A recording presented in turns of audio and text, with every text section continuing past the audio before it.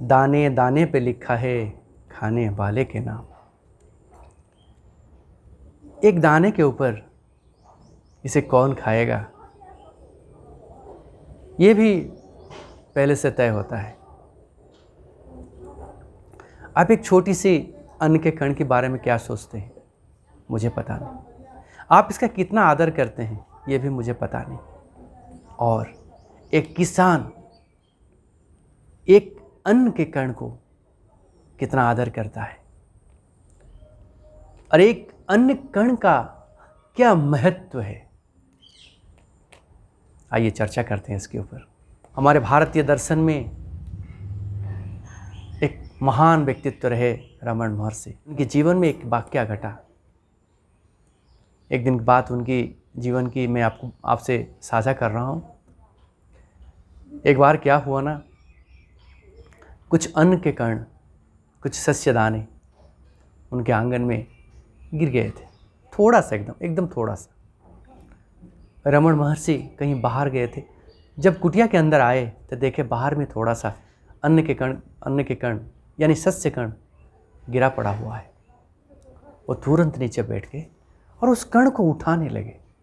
वो जो छोटे छोटे दाना गिरा था सारे उठाने लगे। इतने में उनके जो शिष्य थे वो आश्चर्य, इतना थोड़ा सा अन्न के लिए गुरु, हमें भी तो कह सकते थे, लेकिन खुद उठाने चले गए। एक जिज्ञासु उनके शिष्य उन्हें पूछा, गुरुजी हमारे पास तो बहुत सस्य है भंडार में, आप ये 2 कण के लिए नीचे बैठ गए, हमें भी तो बोल सकते थे, हम इसको उठा के ले आते। रमण महर्षि की बात सुनिए और उनकी बात देखिए। वो बोले, बेटा ये जो एक दाना होता है ना, एक अन्न के कण होता है ना, कभी आपने इसके बारे में सोचा ये तैयार कैसे हुआ? देखिए, जब एक किसान इसको अच्छा से रखता है, संजोड़ कर रखता है, किसी सस्य अन्न पैदा होगा, सस्य पैदा होगा, तो किसान अपने लंगल से, नंगल बोलते हैं ना, नंगल से वो उसको मिट्टी को कर्षण करके उसमें बीज डाल के उसको बड़ा करता है। और वो बड़ा होने में आपको जो समय लगता है, उसमें कितने कितने पूरा संसार का दान उसमें है। सूर्यदेव उसमें अपने प्रकाश देते हैं, इंद्रदेव उसमें जल देते हैं, किसान अपना सारा लगन मेहनत उसमें देता है।